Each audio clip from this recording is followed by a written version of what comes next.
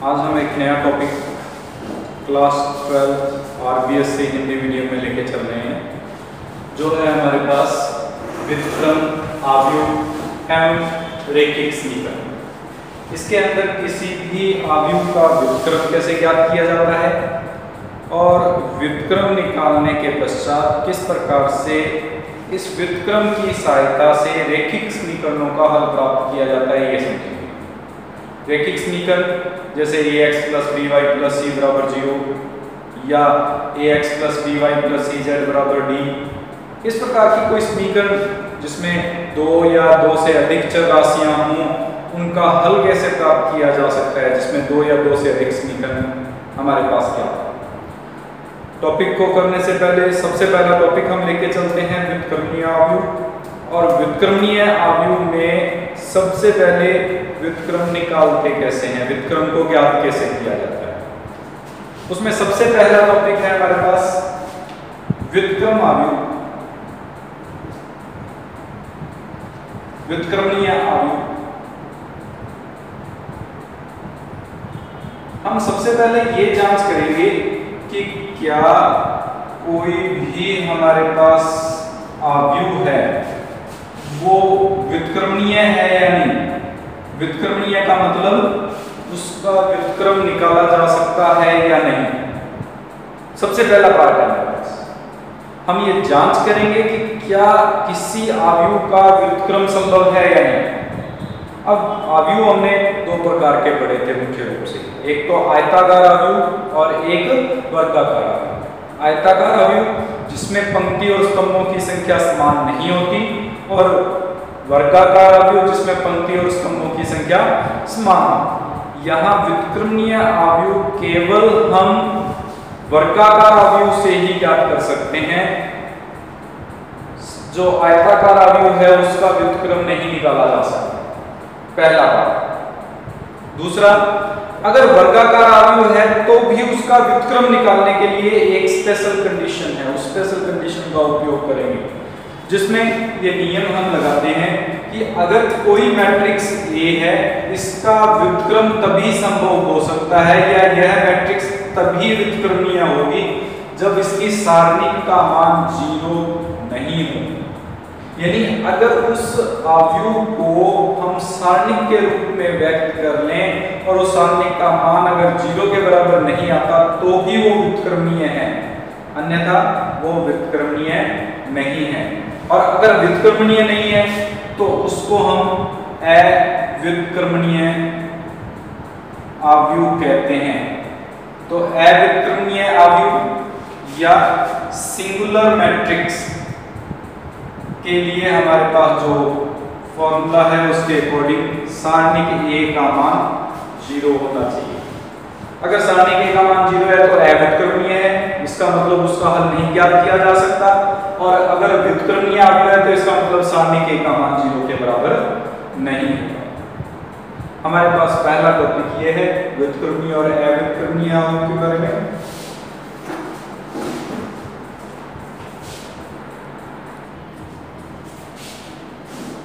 Second आव्यूह,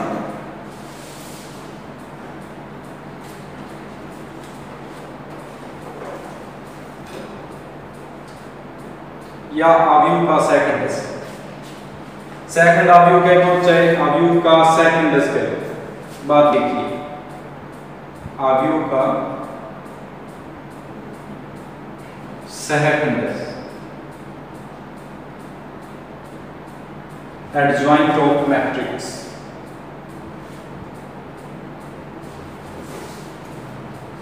देखो हमने सेकंड निकालने पड़े थे।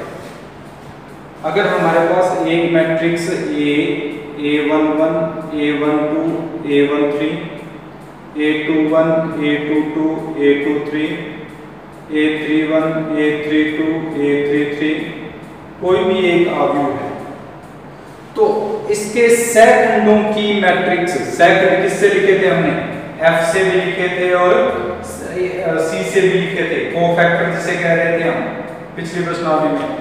तो पहले इसका cofactor F11, F12, F13, F21, F22, F23, F31, F32, F33, ये हमारे पास सेकंडों की मैट्रिक्स, इसका ट्रांसपोज जो है उसको हम सेकंडों की मैट्रिक्स कहेंगे और इसको लिखा जाता है एडजॉइंट ऑफ ए से। एडजॉइंट ए या सेकंडस या अवयव का सेकंडस, इसके लिए हमारे पास पहले प्रत्येक अवयव के सापेक्ष हम सेकंड निकालेंगे, उन सेकंडों को मैट्रिक्स रूप में वापस व्यक्त करते हुए अगर उसका ट्रांसपोज निकालें, परिवर्त निकालें, परिवर्त का मतलब पंक्ति को स्तंभ में और स्तंभ को पंक्ति में बदल दें, तो उसे हम क्या कहते हैं, सेकंड मैट्रिक्स कहते हैं। जैसे उदाहरण के लिए हम एक उदाहरण ले लेते हैं, इसमें ये हम 2x2 का ही एक कोई उदाहरण ले लिया। इस 2x2 के उदाहरण में हम सबसे पहले M11 निकालते हैं। M11 का उपसारणी, इस A की उपसारणी क्या होगी, 4। M12 1 2 की उपसारणी यानी पहली पंक्ति दूसरा स्तंभ छोड़ेंगे 2। M21 यानी दूसरी पंक्ति पहला स्तंभ 2 और M22 का मान 1 आ जाएगा। ये तो उपसारणी निकाली हमने इसी तरह से की थी। इसके बाद में आता है हमारे पास F11। F11 का मतलब है सेकंड। अगर इनका जोड़ 1 और 1 का जोड़ 2 एक सम संख्या आती है तो सब उपसारणी के बराबर लिख दिया जाता है, विषम संख्या आती है तो माइनस चिन्ह लगा देते हैं। तो यहाँ पे ये 4 के बराबर आ जाएगा। F12 का मान -2, F21 का मान -2 और F22 का मान 1। उस स्थिति में एडजॉइंट ए को जब हम परिभाषित करेंगे तो वापस से उसको उसी रूप में 4 -2 -2 1 का ट्रांसपोज, पहले हम उसको मैट्रिक्स रूप में लिख लेंगे, पहली पंक्ति पहला स्तंभ उसी प्रकार से, और फिर उसका परिवर्त ज्ञात कर लेंगे। अगर परिवर्त ज्ञात करते हैं तो एडजॉइंट ए का जो मान आएगा वो हो जाएगा हमारे पास 4 -2 -2 1, जो कि एडजॉइंट ए को व्यक्त करता है। ये नियम 3/3 में भी लागू होता है, 4/4 में भी लागू होगा। जो भी हमारे पास वर्ग मैट्रिक्स है उन सभी के लिए हम सेकंड ज्ञात कर सकते हैं, सेकंडस ज्ञात कर सकते हैं।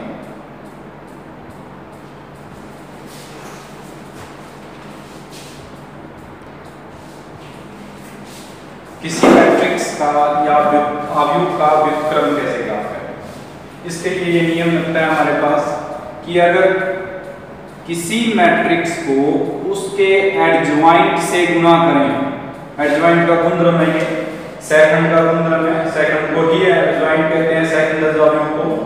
तो किसी मैट्रिक्स को उसके सेकंडस अवयव से गुणा करें तो हमेशा सारणिक A इंटू I के बराबर प्राप्त होगा।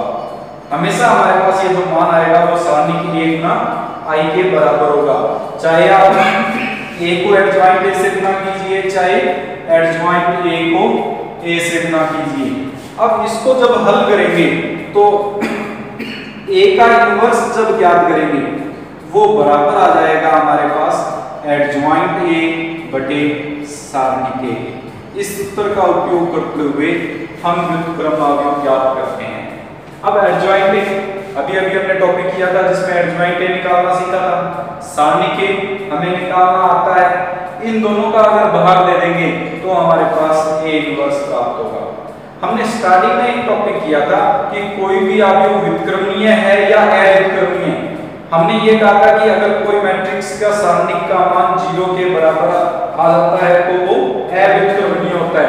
यहाँ देखिए ये सारणिक A है, सारणिक A का मान अगर 0 आ गया तो किसी के बटे में 0 आने पर वो क्या बन जाता है, अनंत, अपरिभाषित मान आता है।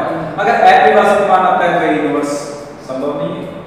इसीलिए हमने उस टॉपिक में ये लिखा था कि सारणिक A का मान अगर 0 के बराबर हो तो उस स्थिति में वो अव्युत्क्रमणीय होता है, और अगर सारणिक A का मान 0 के बराबर नहीं हो तो व्युत्क्रमणीय होगा, क्योंकि सारणिक A का मान अगर 0 नहीं होगा तो कोई संख्यात्मक मान से भाग देने पर हमेशा कोई ना कोई फिक्स रिजल्ट या निश्चित मान प्राप्त होगा। इस प्रकार से इस सूत्र की सहायता से हम व्युत्क्रम अवयव को ज्ञात करते हैं। उसके बाद में है हमारे पास जो हमने सेकंड किए हैं उनके कुछ गुणधर्म, सेकंडस के गुणधर्म। जिसमें सबसे पहला गुणधर्म जो हम ऊपर लिख चुके हैं कि किसी मैट्रिक्स का उसके सहखंडक से गुणा करने पर या सहखंडक का किसी मैट्रिक्स से गुणा करने पर हमेशा सारणिक a गुना i के बराबर आता है। ये नियम हमें डायरेक्ट याद रखने को प्रूफ किया जा सकता है, लेकिन हमने प्रूफ जो है वो पेपर में बोर्ड पर्पस के लिए, आरपीएससी बोर्ड पर्पस के लिए इंपॉर्टेंट नहीं है, इसलिए डायरेक्ट याद कर लिए जाते हैं। इनका सत्यापन जरूर है जो हम प्रश्नावली में सवालों में करेंगे, तो सवालों में उसके जो उदाहरण देते हुए जो प्रूफ मांगेंगे उसके अनुसार हम प्रूफ कर देंगे। इसी प्रकार दूसरा जो पार्ट है वो है इसमें कि अगर adjoint of a Guna b ज्ञात करते हैं, यानी किन्हीं दो मैट्रिक्स का गुणा करने के बाद एडजॉइंट निकालें, तो वो बराबर होगा इसमें adjoint b Guna adjoint a के, अर्थात उन दोनों के अलग अलग सहखंड निकाल के उल्टा गुणा करने के बराबर आएगा। अगर a इंटू b कर रहे हैं तो adjoint b Guna adjoint a के बराबर आता है। इसी प्रकार तीसरा नियम है इसमें कि एडजॉइंट ऑफ एडजॉइंट a अगर कैलकुलेट करेंगे तो ये बराबर होगा सारणिक a की पावर n-2 i a के। यानी हमारे पास एडजॉइंट का फिर से एडजॉइंट निकालें, यानी एक जो हमने मैट्रिक्स बना दी, सहखंडक मैट्रिक्स बना दी, उसका फिर से सहखंडक ज्ञात करेंगे तो वो सारणिक a की power n-2 into a matrix के तुल्य होगा, बराबर आएगा। और इसी में हमारे पास चौथा नियम आता है कि अगर एडजॉइंट a की सारणिक का मान ज्ञात करें तो ये हमेशा सारणिक a की पावर n-1 के बराबर होगा। यानी जो भी सारणिक a है उसका मान जो भी प्राप्त होता है उसकी घात n-1, यहाँ n क्या होगा, मैट्रिक्स a की जाति कोटि। मैट्रिक्स a की कोटि अगर 3/3 की है तो n का मान 3 होगा, 2/2 की है तो 2 होगा। इस पर आधारित एक नंबर का सवाल कई बार आया हुआ है, कंपटीशन लेवल के लिए भी आया हुआ है। जैसे हमें अगर ये दे दिया जाए कि किसी मैट्रिक्स की सारणिक का मान 4 है, यदि वह मैट्रिक्स 3/3 कोटि की है तो एडजॉइंट a की सारणिक का मान क्या होगा। एडजॉइंट a की सारणिक का मान निकालने के लिए सारणिक a की पावर 3-1 अर्थात 4 की पावर 2 अर्थात 16 इसका आंसर आएगा। इस प्रकार से हम किसी भी मैट्रिक्स की सहखंड की सारणिक का मान डायरेक्ट ज्ञात कर सकते हैं। इसमें कोई डाउट?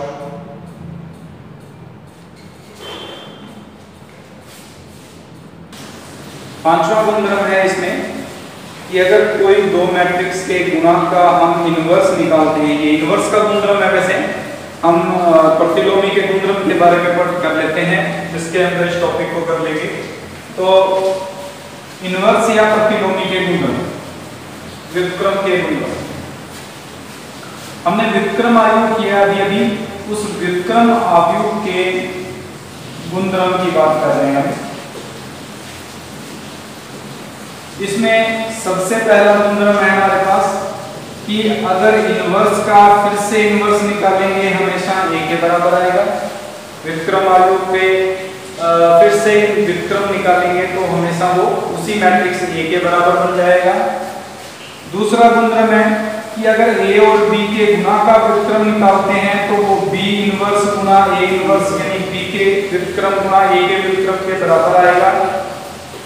तीसरा गुणधर्म है इसमें कि हमारे पास अगर A ट्रांसपोज का इनवर्स निकालते हैं तो वो A इनवर्स के ट्रांसपोज के परिवर्त के बराबर आता है।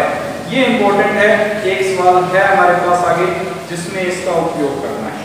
हम A इनवर्स निकालेंगे, फिर हमें पता चलेगा कि हमें ट्रांसपोज का इनवर्स चाहिए तो उसको ट्रांसपोज करते हुए इनवर्स ज्ञात कर सकते हैं। उसके बाद में हमारे पास इसमें आता है चौथा गुणधर्म कि व्युत्क्रम आव्यूह के अंदर ही हमारे पास वो गुणधर्म है किसी मैट्रिक्स A का A इनवर्स से गुणा करने पर या A इनवर्स का A से गुणा करने पर हमेशा I यानी तत्समक आव्यूह के बराबर प्राप्त होता है। तत्समक आव्यूह का मान प्राप्त होगा, I के बराबर आएगा। यानी a को a इनवर्स से या a इनवर्स को a से गुणा करने पर हमेशा क्या प्राप्त होगा, i। और इसी प्रकार से अगर किसी मैट्रिक्स के इनवर्स का सारणिक का मान ज्ञात करें तो वो 1 बटे सारणिक a के बराबर होता है। 1 बटे सारणिक a का मान जो भी प्राप्त होगा उसके तुल्य होगा। ये हमारे पास 5 व्युत्क्रम आव्यूह के गुणधर्म है जिनका उपयोग हम लगातार करते रहेंगे।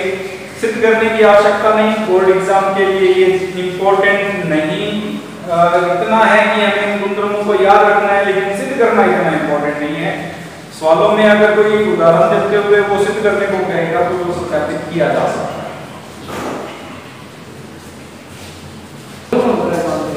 इसके अंदर हमें दिया हुआ है, हम जो व्युत्क्रम आव्यूह जो टॉपिक किया है उस पर आधारित कुछ सवाल लेके चल रहे हैं, जिनमें सबसे पहला सवाल है कि x के किस मान के लिए आव्यूह 1 - 2 3 1 2 1 x 2 - 3 अव्युत्क्रमणीय है। अब अव्युत्क्रमणीय का मतलब सारणिक a का मान 0 के बराबर हमारे पास होना चाहिए, अर्थात हमें ये दे दिया गया है कि इसके अंदर सारणिक a का जो मान है वो 0 के बराबर है। अर्थात ये जो आव्यूह a दिया हुआ है इसकी सारणिक का मान हमें 0 दिया हुआ है, हमें x का मान ज्ञात करना है। तो सबसे पहले a की सारणिक बराबर 0 लिखेंगे, हल करेंगे। 1 - 2 3 1 2 1 x 2 - 3 की सारणिक का मान बराबर 0 और हल करते हैं। सारणिक को हल करना आता है आपको, या तो 2 0 बना के हल कर लीजिए या डायरेक्ट विस्तार कर लीजिए। मैं पूर्ण विस्तार कर रहा हूं इसका।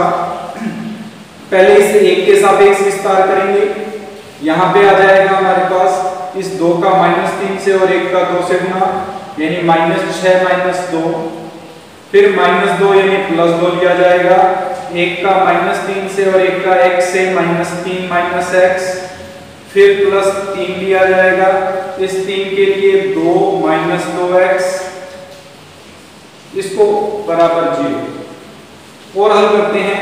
-8 ये हो जाएगा -6 - 2x, ये हो जाएगा +6 - 6x बराबर 0। ये 6 से 6 कट जाएगा, इसमें बचेगा -8 - 8x बराबर 0, जिससे x का जब मान ज्ञात करोगे तो वो आ जाएगा -1 के बराबर। अर्थात यह जो सारणिक है या आव्यूह जो है वो अव्युत्क्रमणीय होगा यदि x का मान -1 के बराबर हो। इसमें कई बार क्वेश्चन ये भी पूछ लिया जाता है कि x के किस मान के लिए दिया गया आव्यूह व्युत्क्रमणीय है, तो वहां पे इतना ही अंतर आएगा कि इसको ≠ 0 बराबर नहीं है 0 के, ये लेके चलेंगे। अगर ये 0 के बराबर नहीं है तो उस स्थिति में x का मान -1 के भी बराबर नहीं होगा, और x का मान अगर -1 के अलावा कुछ भी रख लें हमेशा ये व्युत्क्रमणीय बन जाएगा। सिर्फ -1 रखने पर अव्युत्क्रमणीय रहता है।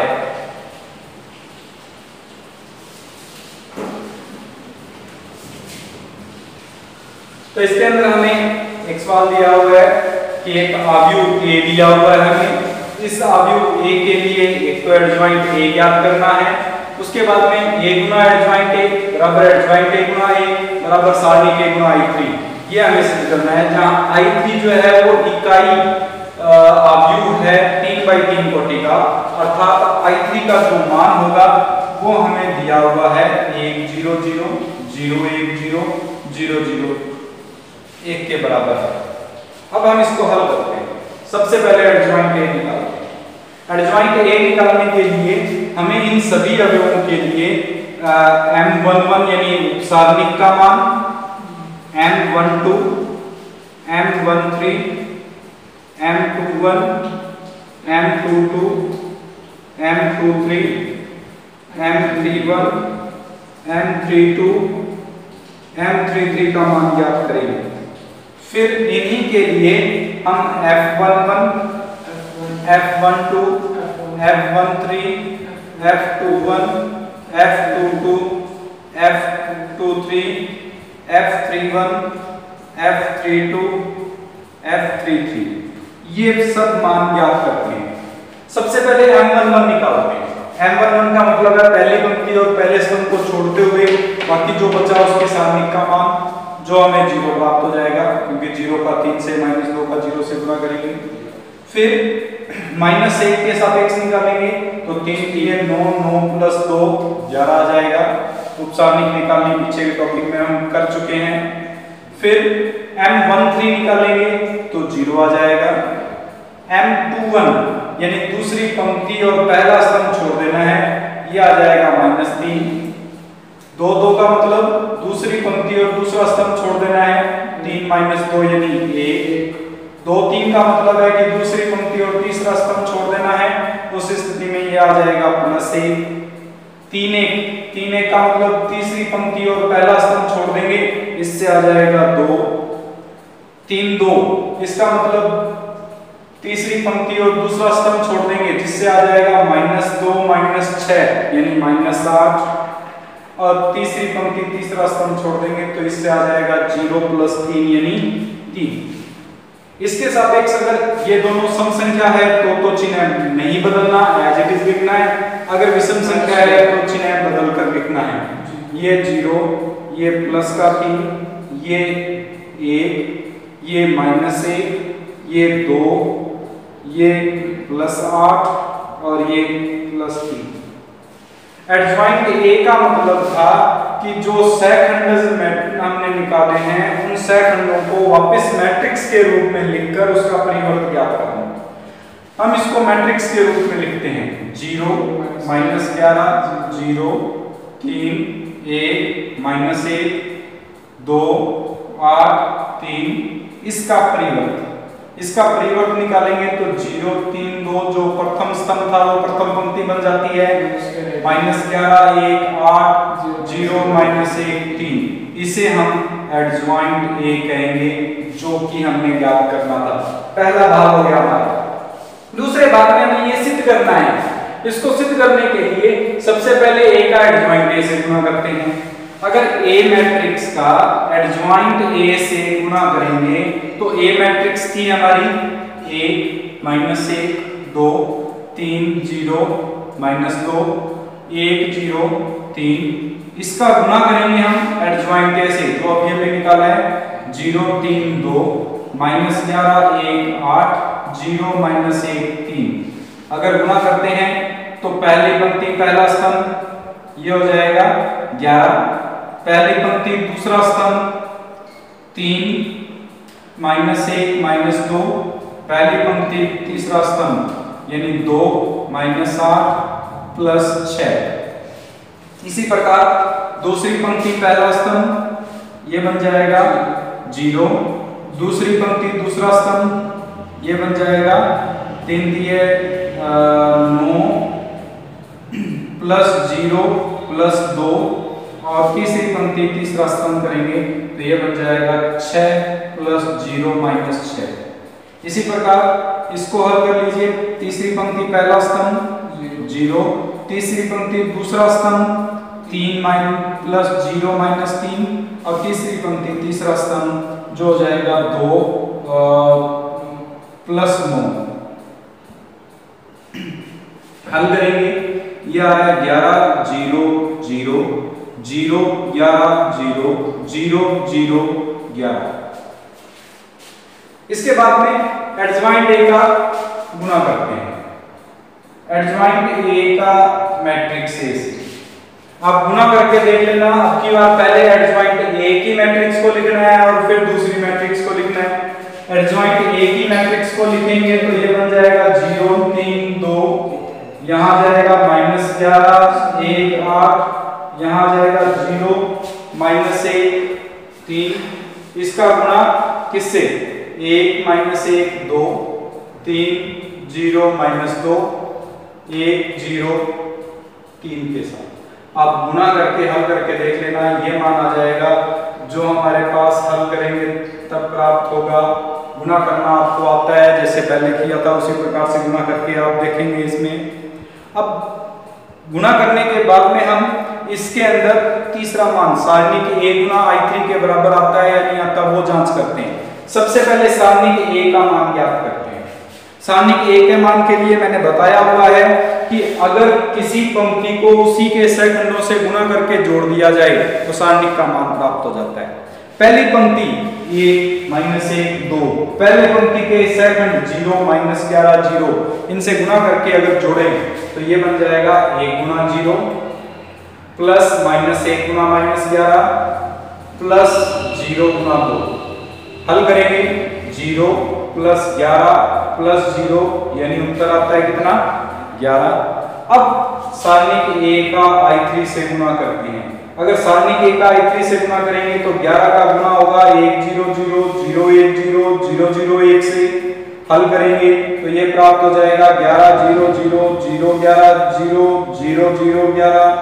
अगर इनको हम समीकरण 1 समीकरण 2 समीकरण 3 नाम दे दें तो 1 2 व 3 से हम ये डायरेक्ट लिख सकते हैं कि a गुना एडजॉइंट a बराबर एडजॉइंट a गुना a बराबर सारणिक a गुना I3, जो हमें सिद्ध करना है। ये हमारे पास गुणधर्म भी किया था और उसको इस उदाहरण द्वारा हमने सिद्ध कर दिया।